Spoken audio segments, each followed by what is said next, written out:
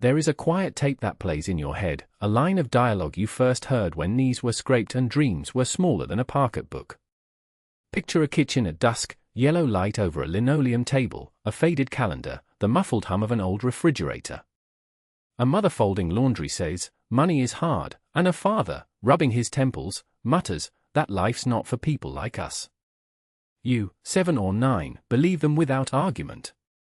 Those sentences slip into you like ink, and years later they still tint the way you read a bank balance, a paycheck, even a friend's success.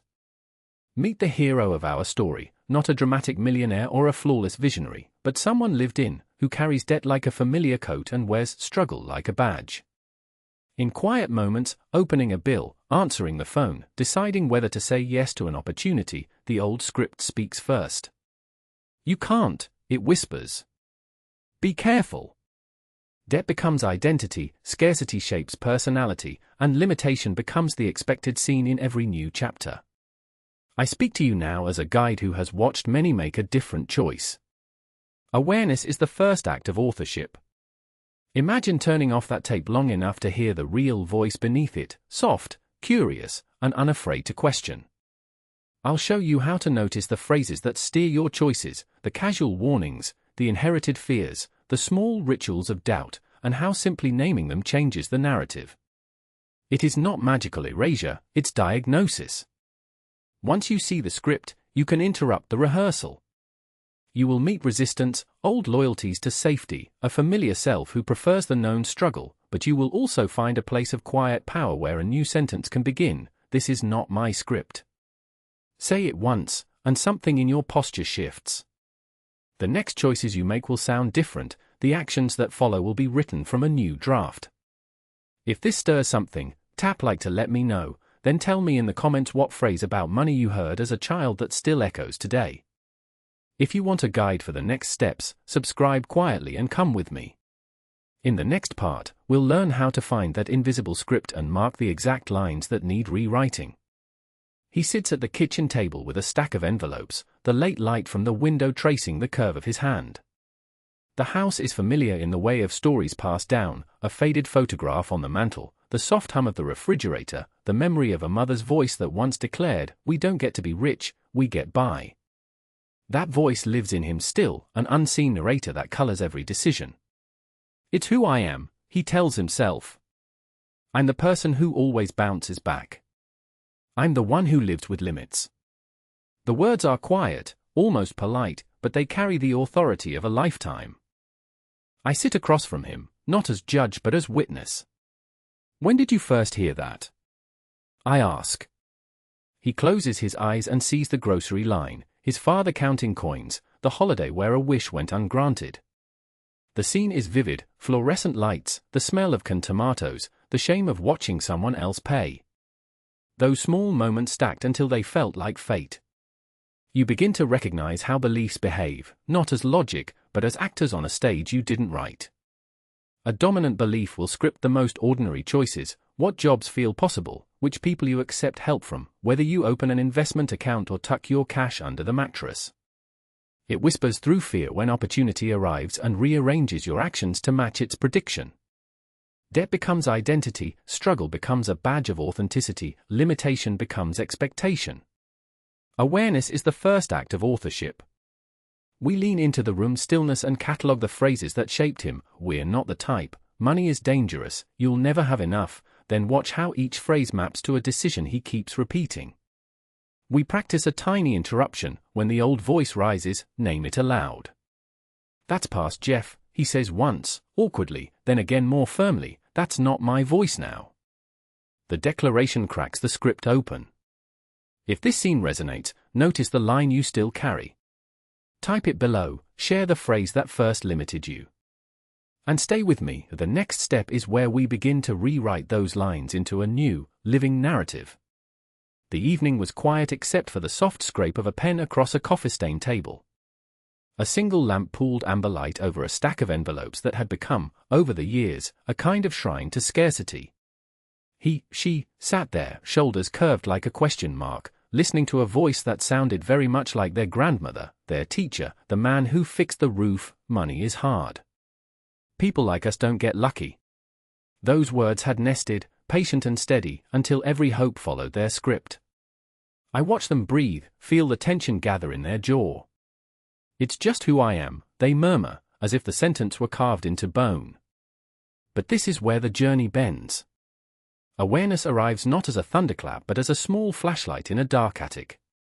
You begin to notice the stories playing on repeat, the automatic purchases meant to soothe, the avoidance of bank statements, the reflex to apologize when opening a bill. Each behavior is a line in a script you never chose. Listen, the inner narrator is not neutral.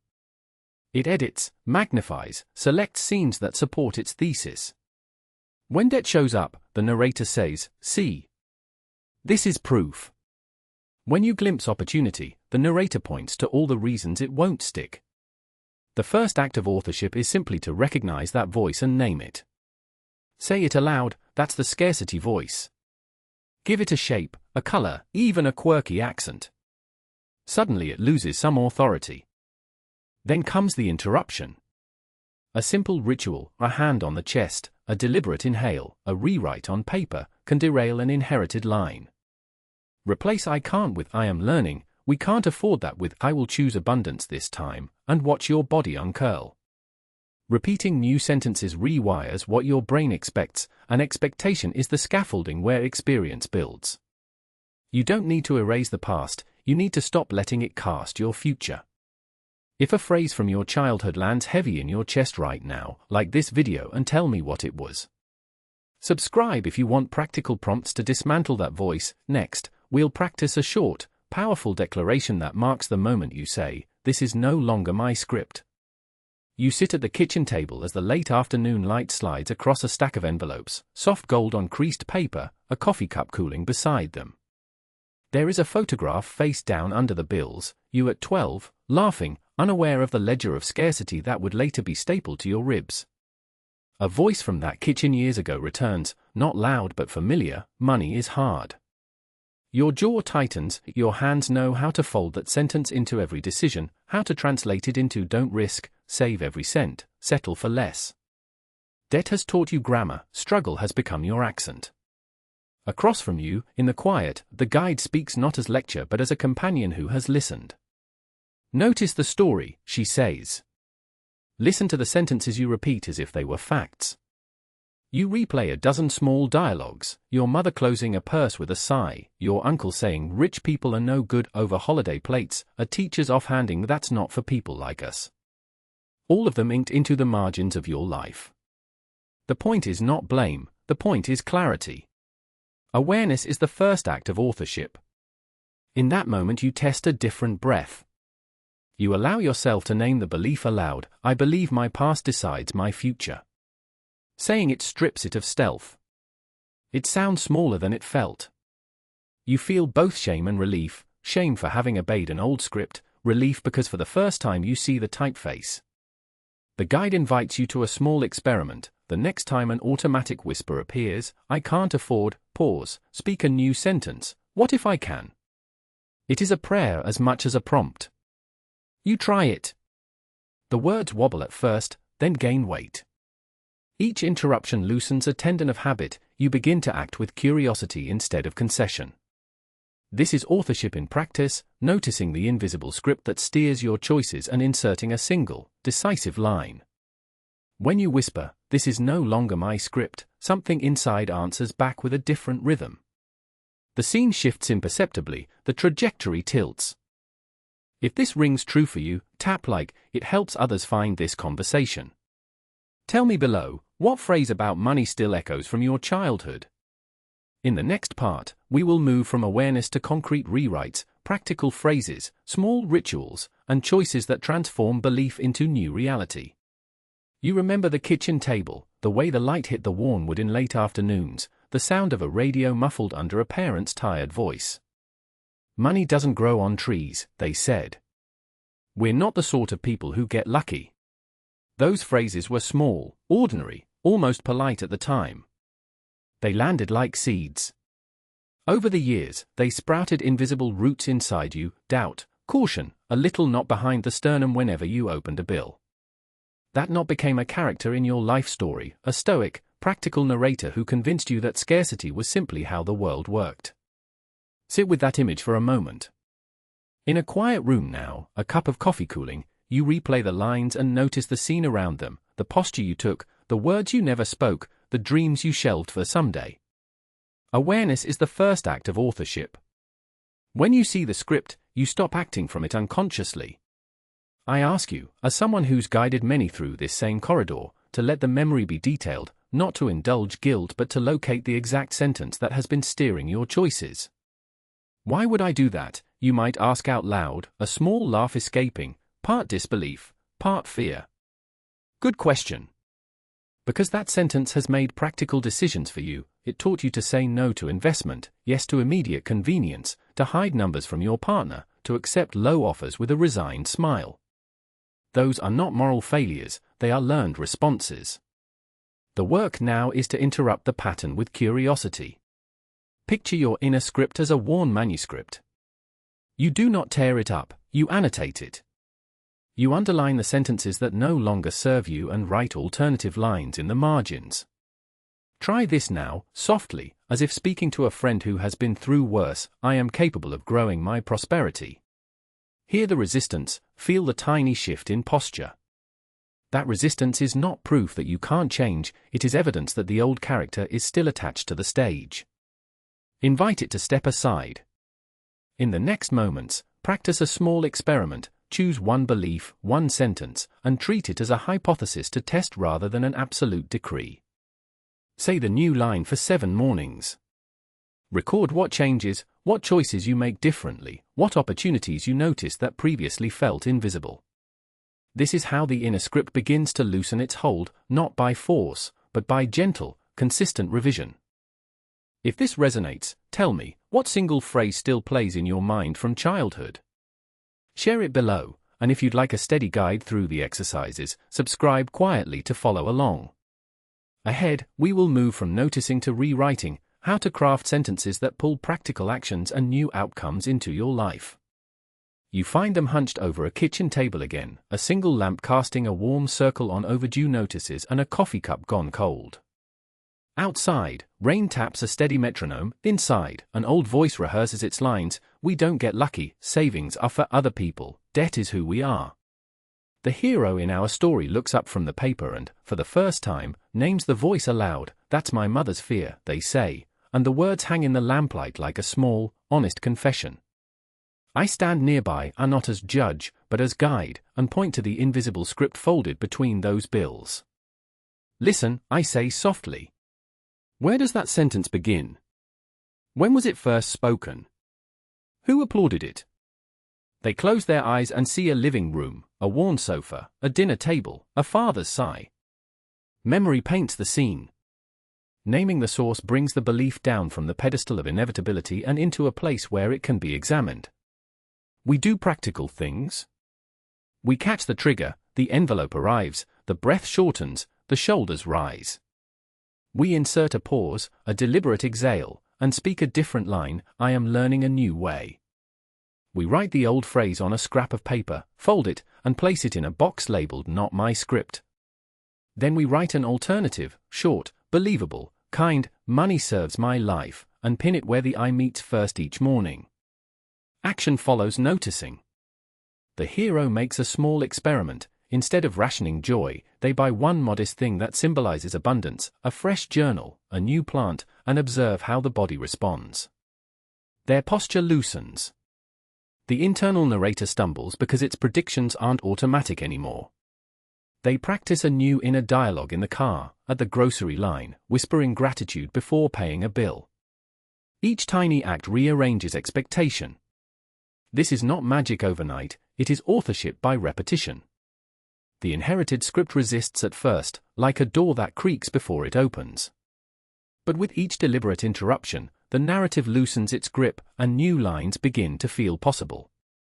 Tell me below, what phrase about money did you hear in childhood that might still be steering you?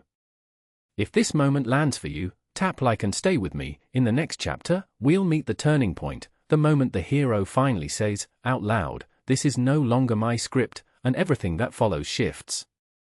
He watches the envelopes on the kitchen table like a familiar weather pattern, predictable, grey, inevitable. Light from the window falls across an old postcard from his mother. Faded handwriting that once comforted him now echoes the first scripts he learned. Money doesn't grow on trees, she wrote, and somewhere along the way that sentence became a clause in his identity.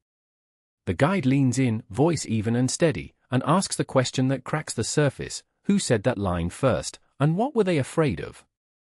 He searches his memory, meets the younger version of himself who swallowed scarcity whole, and for the first time names the belief aloud. Saying it gives it shape, and shape can be held up to the light. In the quiet that follows, his inner dialogue appears as characters on a stage. A tired, scruffy voice says, "You can't have both security and joy." A small skeptical figure tugs at the hem of his courage. The guide teaches him a simple interruption: when the old script speaks, pause, breathe, and reply with a question: is that true now? It sounds almost too gentle to be revolutionary, but the moment he answers honestly, the old lines lose their authority. The memory that once ordered every decision is reduced to an argument rather than a law. They walk through the house of his habits. In the pantry he discovers a shelf labeled oughts, obligations disguised as values. In his wallet he finds a Polaroid of himself at 21, eyes hungry for possibility. He rewrites the caption, not "I can't afford," but "I am learning to afford the life I choose." Small actions begin to follow. A paused purchase becomes a deliberate step toward priority. A phone call to a financial advisor becomes an act of claiming agency. Fear still flutters, but now it's noticed rather than obeyed. Emotion swells, relief, like the first deep exhale after holding your breath too long. A tether loosens, and with it comes the taste of permission. The guide closes with a quiet invitation: name the phrase that has held you back, say it aloud, then ask if it's true. Tell me in the comments, what phrase about money did you hear in childhood that still limits you? If you want to keep rewriting this story, stay with me. There's a next step where we'll turn these new beliefs into daily rituals that actually change what you attract. You sit at the kitchen table at dawn, the same table that held unpaid bills and hurried breakfasts for years. The light is soft now, not the harsh fluorescent of fear. Imagine the small ritual: a slow breath, a pen, a blank page. I ask you to speak out loud the sentence that has ruled you: we never have enough, or money always slips away. Hear its weight. Now watch me show you what to do with it. Name it. Place it like an object on the table between the paper and your mug, a relic you can examine. When you call it by name, it loses secrecy and power. Across from you the hero, perhaps older than you expected, with a crease of worry softened by a tiny smile, tries a new line. I am learning how to receive. It feels awkward, almost guilty. The inner critic pipes up as if on cue: who do you think you are? You answer out loud, gently, the way you might with a frightened child: I am choosing differently now. The voice hesitates. The room shifts. This is not grand magic, it is steady practice. In one scene you stand at an ATM, watchful, breathing as if drawing in possibility. In another, you are in a conversation with a neighbor who compliments your garden, and instead of deflecting you accept the praise. In doing so, you accept abundance in small mirrors. Each tiny choice, accepting a compliment, agreeing to a small investment in your craft, setting a boundary around a draining obligation, becomes a new sentence in your money story. You will feel resistance, old scripts will pull like an old sweater. Be curious. Ask the line where it learned to be true. Was it fear? Scarcity? A misheard lesson from childhood? Listen without judgment and then gently edit. Replace "I can't" with "I am learning how." Replace "not for people like us" with "possibility reaches all who open their hands." A practical test arrives, an unexpected call, a small opportunity to earn, a door that would have felt impossible before. Notice how your body responds when you accept versus when you shrink. If you stay, you will watch the world bend to your new language. If you withdraw, the old script resumes. Before you close this chapter of practice, tell me in the comments, what phrase will you retire today? And if you want short, daily shifts like this, tiny rehearsals that change outcomes, subscribe to follow the next steps. In the next part, we witness how the world begins to answer when your inner script finally changes. You find them everywhere, the small, familiar echoes taped to the back of your mind. In the soft morning light that pours across your kitchen table, the hero, maybe you, spreads out old receipts, a ledger with the corner folded, a grocery list written in a child's handwriting. In that quiet, the old lines play again. We don't ask for more, that's not for people like us, money is hard. Watch how these sentences shaped posture and choices for years, like a script read so often it became natural. I stand beside you not to lecture but to translate. Hear the moment the hero pauses over a past due notice and instead of sinking into the same panic, takes a breath and asks, whose voice is this? The question is thin at first, then wide, like a door unlocking. In the memory, there is a mother in a faded coat, an uncle's scoff, a teacher's offhand warning. The hero says aloud, that wasn't my promise to myself. Even saying it feels like laying a new brick. Now watch the rehearsal. Not a grand act, but small rewrites. When a bill lands, the hero places a hand on the chest, counts 3 steady breaths and replaces I can't with I choose the next step. When doubt whispers, a different line plays, simple, testable. I am learning how to receive. I make decisions from possibility. These are sentences practiced in the mirror between coffee and the day's errands, spoken like vows, steady and deliberate. There are stumbles. Old habits tug, creditors ring, fear floods the throat. Yet the new script calls for curiosity, not collapse. The hero calls a creditor and speaks with calm clarity. The conversation opens options. A past client returns with a small payment, a neighbor offers a lead. These are not miracles, they are the tangible results of shifted inner dialogue and consequent choices. You will recognize this rhythm, awareness, interruption, new phrasing, small action. I invite you, what phrase about money did you hear in childhood that still limits you today?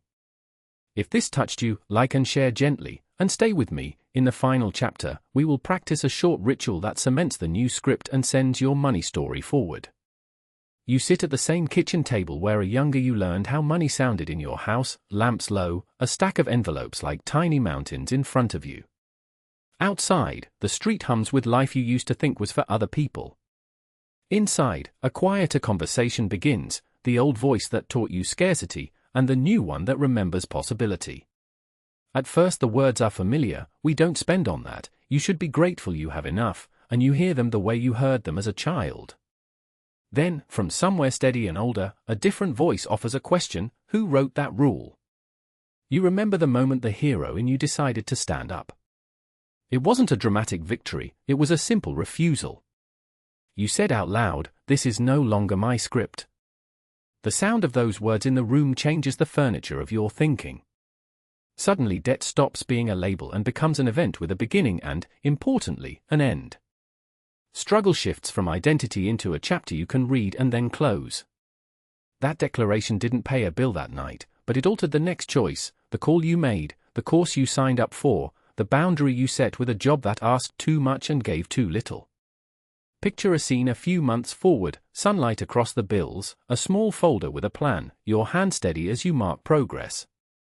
The inner dialogue is different now. When the scarcity voice whispers, you answer with facts, with small victories, with gratitude for the learning rather than shame for the past. You practice a new script aloud, I learn, I grow, I attract resources, and with each repetition, your actions follow. The world responds not because the universe is cruel or generous, but because your energy has a new author. If this landed in you, tap like to let the world know this truth resonated. Tell me in the comments, what phrase about money did you hear as a child that still echoes today? If you want the next step, practical declarations and a short exercise to rewrite your daily money story, subscribe and I'll guide you through it in the next video.